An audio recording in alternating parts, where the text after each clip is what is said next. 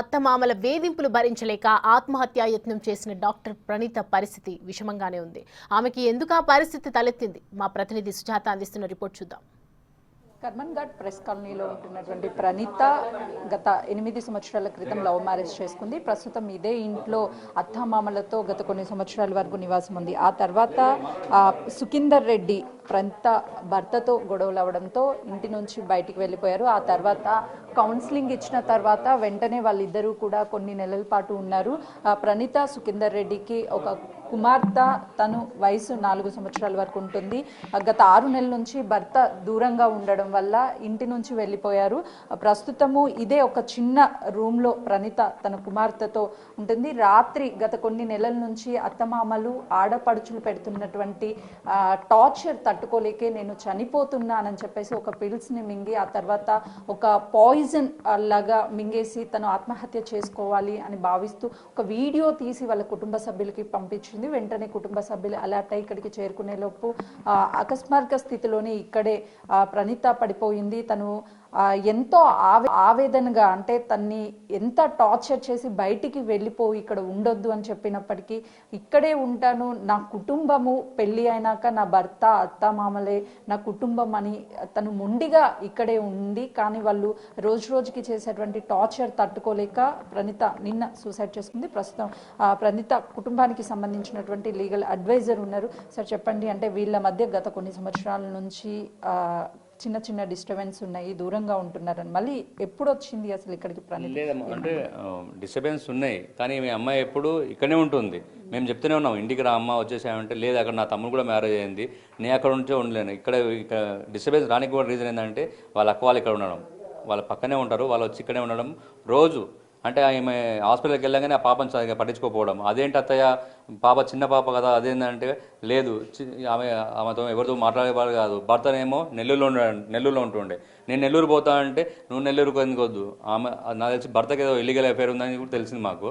అందుకే మేము సరిగ్గా పట్టించుకోకుండా ఈమెను ఎట్లనైనా వదిలించుకోవాలని చెప్పేసి ఇదమ్మా. లాస్ట్ 1 మంత్ నుంచి అయితే వీళ్ళది ఇంకా ఎక్కువ అయిపోయింది. ఎట్లా అంటే వాళ్ళ మామ వచ్చి ఇక్కడ కొట్టిండు అమ్మాయి, ఇదే ప్లేస్లో కొట్టిండు. అది కూడా మేము పోలీస్ వాళ్ళకి కంప్లైంట్ ఇస్తే కూడా చిన్న కేసులు పెట్టడం, చిన్నగా పెట్టేమంటే మేము 2 కేసులు పెట్టేసాం ఆల్రెడీ అని చెప్పారు. మన నైట్ ఈరోజు నిన్న బర్త్డే ఆమెది, మన నైట్ డోర్ క్లోజ్ చేసినప్పుడు 9 o'clock 9:30కి మొత్తం ఫోటో వేసుకుంటా ఆ మాటలు మేము క్లిప్పింగ్ పంపిస్తాను నేను మీకు, అవి చెప్పలేము మేము. ఆ స్థాయిలో మాట్లాడేసి నువ్వు చనిపోవే, నువ్వు ఎందుకుంటున్నావు ఇక్కడ, నీకు అట్లాంటి మాట్లాడసాక మేము డిప్రెషన్కి వెళ్ళిపోయి అది ఇంత పని చేసినాం. సుఖీందర్ రెడ్డి ప్రణీత లవ్ మ్యారేజ్ చేసుకున్నట్లు తెలుస్తుంది. అంటే అంత ఇష్టపడి చేసుకున్నటువంటి వ్యక్తి ఎందుకు తనని దూరం పెట్టాలని అనుకుంటున్నాడు, ఎందుకు తనతో ఉండలేకపోతున్నాడు? ఫస్ట్ ఆఫ్ ఆల్ ఒకటమ్మా, అతనికి ఏదో ఇంకో ఎఫ్ఐఆర్ ఏదో ఉందంటున్నారు బయట. ఇంకోటి ఏంటంటే డబ్బులు, ఇంకా డబ్బులు కావాలి. అంటే ఆల్మోస్ట్ మేము లవ్ మ్యారేజ్ చేసుకున్నా కానీ లవ్ కమ్ అరేంజ్ అమ్మ వీళ్ళది, సేమ్ క్యాస్ట్ కాబట్టి సరే వీళ్ళు కూడా నేను మంచిగా చూసుకుంటాను, మేము మీ కూతురు అని చెప్పేసి మా ఇంటికి వచ్చేసి మాట్లాడడం జరిగింది. అట్లా అని చెప్పి పెళ్లి చేసాం, ఘనంగా పెళ్లి చేసినాం. ఇవ్వాల్సినంత ఒక డాక్టర్కి ఏ విధంగా ఇవ్వాలనో ఆ విధంగా మేము ఇచ్చి పెళ్లి చేసినాము. అవన్నీ వీళ్ళే వాడేసుకొని మళ్ళీ కావాలంటే నేను ఆల్రెడీ 2 lakhs ఎన్ని చేస్తున్నాను, ఒక డాక్టర్, నేను ఏరియా హాస్పిటల్లో డాక్టర్, నేను నా డబ్బులతోనే మనం ఉందాము, ఇంకేడికి వెళ్ళి వాళ్ళు మా నాన్న వాళ్ళని కష్టపెట్టలేను. ఎందుకంటే నా చదువుకి వాళ్ళు ఒక మిడిల్ క్లాస్ ఫ్యామిలీ మాది, నా చదువుకి ఎంత పెట్టాలనో అంత పెట్టేసారు వాళ్ళు, ఇంకా నేను పెట్టలేనని చెప్పేసి అనేసరికి అప్పటి నుంచి ఇట్లాంటివి జరుగుతున్నాయి అమ్మాయి. ఈ గొడవలు అవుతున్నటువంటి టైంలో సుఖీందర్ రెడ్డిని పిలిపించి ఏమన్నా మాట్లాడే ప్రయత్నం చేశారు? కౌన్సిలింగ్ లేదు, ఒకటేసారి వచ్చిందమ్మా, అతను ఒకటేసారి వచ్చిండు. లేదు నాకు ఇష్టం లేదు, రీజన్ ఏంటి అంటే నాకు ఇష్టం లేదు, నేను ఉండను. ఈ అమ్మాయి ఏమో లేదు, ఇప్పుడు నేను ఒక డాక్టర్, నేను మా అమ్మ నాన్నని ఒప్పించి మరీ పెళ్లి చేసుకున్నాను. నేను ఒక పాప ఉంది, దట్టు సరే పాప ఎవరు లేకపోతే ఒక పాప కూడా ఉంది, నడి రోడ్డు మీద వదిలేస్తే ఎట్లయితే అని చెప్పేసి మీకు ఇక్కడనే బెదిరించి కూర్చుంది అమ్మ. ఇక్కడ నువ్వు రావాల్సిందే అంటే లేదని చెప్పి ఎట్టిపోయి ఆమెని ప్రేరేపించారు వీళ్ళే. ఇక ఆమె చంపాలని చెప్పేసి కూడా ట్రై చేశారు 1-2 సార్లు. ఇప్పుడేమో అది జరగపోగా ఇప్పుడు ఆమెని అట్లా ఇండైరెక్ట్గా ఏమన్నా ఇది చేసుకుందాం ఆమె. సుఖీందర్ రెడ్డి అమ్మ నాన్న, అంటే ప్రణీత అత్త మామలు ఎందుకు తనని కనీసము ఒక చిన్న రూమ్లో కూడా ఉండనివ్వకుండా, చిన్న పాప ఉంది బయటికి వెళ్ళిపోవాలి ఇక్కడ ఉండొద్దు అని ఎందుకు మెంటల్లీ టార్చర్ చేస్తున్నారు? లేదమ్మా, అంటే వాళ్ళు ఆల్రెడీ వాళ్ళు డిసైడ్ అయిపోయారు, ఈమెను వదిలి చేసుకొని ఎవరైతే ఇంకో అమ్మాయి ఉందో అమ్మాయితో మళ్ళీ అడిషనల్ వస్తుంది. మా కొడుకు ఒకడే కొడుకు, ఇక అంటే వాళ్ళ మెంటాలిటీ అట్లుంది అన్నట్టు వాళ్ళది. ఈమెను ఎలగొట్టేద్దాం ఈమెను ఎలగొట్టేస్తే ఇంకా నాకు తెలిసిన విషయం ఏంటంటే వాళ్ళు ఎవరో ఇంకా కోటీశ్వర్లు అంట వాళ్ళు, ఇంకా డబ్బు ఏది ఉందంట, వీళ్ళు మొత్తం పైసల మనుషులు వీళ్ళు అన్నట్టు. ఇక ఈమెను ఎట్టుపోయి ఈమెను ఎలగొట్టేసి ఈమెతోని ఎంత దారుణమైన విషయం అంటే మాట్లాడదామని చెప్పేసి దసరా పండుగ తర్వాత మాట్లాడతాం, మీ అమ్మాయిని తీసుకెళ్ళండి అంటే సరే ఇక్కడ ఎందుకు అమ్మని చెప్పేసి మా ఇంటికి తీసుకెళ్ళిన తర్వాత దసరా పండుగ తర్వాత లీగల్ నోట్స్ పంపించేసారు, డైరెక్ట్ డైవర్స్ నోట్స్ పంపించేసారు వాళ్ళు. అట్లాంటి దుర్మార్గులు వీళ్ళు. పెళ్లికి అసలుకి వీళ్ళు అంగీకరించారా? సికిందర్ రెడ్డి వాళ్ళ అమ్మ నాన్న ఒప్పుకున్నాకే అంగీకరించారు. వాళ్ళు మా ఇంటికి వచ్చారు. మేము ఎందుకంటే పెట్టాల్సిన కన్నా ఎక్కువనే పెట్టినాం, పెట్టాల్సిన కన్నా ఎక్కువనే పెట్టినాం, అంగీకరించారు. మధ్యలో ఇవి ఇట్లాంటి పనులు అన్నట్టు ఇక వీళ్ళకి. అయితే వీడియోలో కూడా మీరు చెప్పినట్లు ఎగ్జాక్ట్గా ఇదే ప్లేస్లో ప్రణీత మామయ్య చేయి పట్టుకొని బయటికి పంపించేస్తున్నటువంటి వీడియో కూడా ఉంది.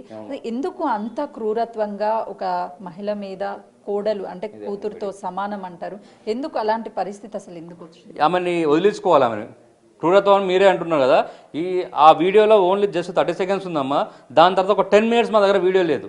మొత్తం దర్వాజా పెట్టేసిర్రు, అత్త మామ ఇద్దరు దర్వాజా బంద్ చేసేసిర్రు. ఆమెని ఘోరంగా కొట్టినమ్మా. అది కూడా మేము పోలీస్ కంప్లైంట్ ఇస్తే కూడా ఏ చర్యలు లేవమ్మా.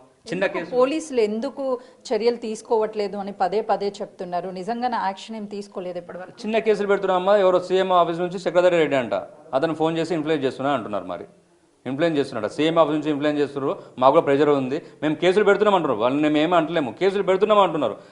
ఆ స్థాయి క్రూరత్వం జరిగితే వానికి కనీసం ఏమైనా చేయాలన్నా జస్ట్ పిలిపించి కొత్తలాగా పిలిపించేసి ఒక నోటీస్ ఇచ్చి 41 ఇచ్చి పంపించారమ్మా.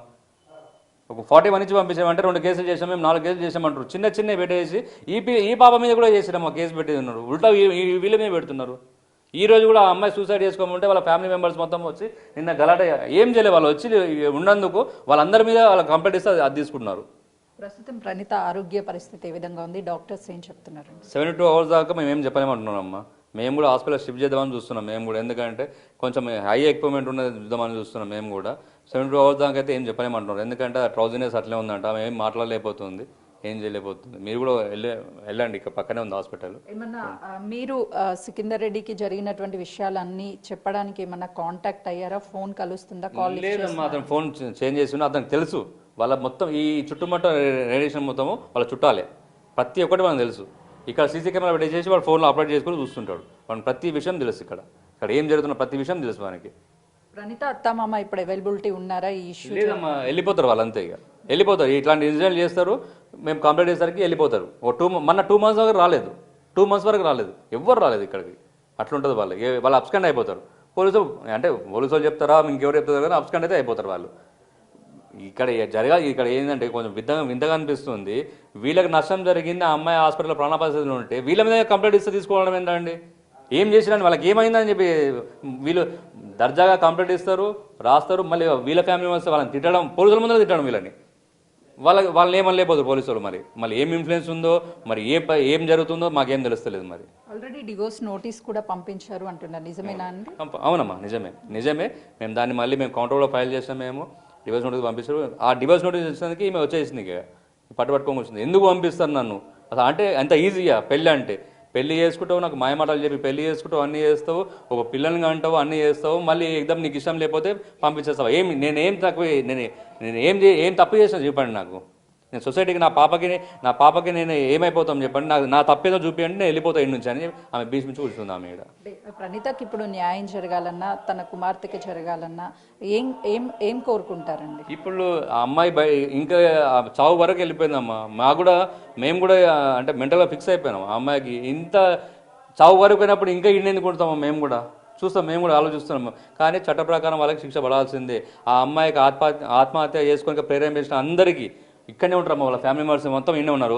ప్రతిరోజు రావడము, ఆ పిల్లని తిట్టడం, ఎవరెవరు పేర్లు ఉన్నాయో అమ్మాయి సూసైడ్ నోట్ రాసింది, ఎంత ఆలోచన కూడా వాళ్ళందరికీ శిక్ష పడాల్సిందే. అటెంప్ట్ మర్డర్ వాళ్ళకి చేయాల్సిందే అమ్మా.